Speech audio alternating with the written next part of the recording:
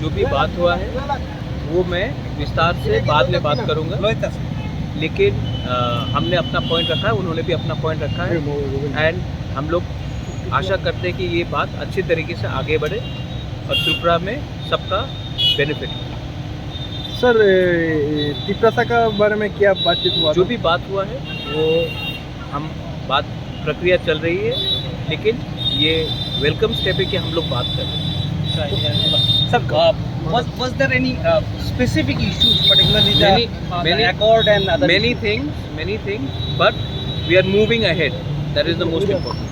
And he has given his consent on most of the issues. As I said, we are moving ahead. We are not going back. You are not going back. We are moving ahead. Thank you. Sir election आ रहा है ADC का, election भी आ रहा है ADC का, इसके बारे में कुछ बात हुआ क्या? नहीं, हमने इलेक्शन के बारे में बात नहीं किया। इलेक्शन एक अलग प्रक्रिया है।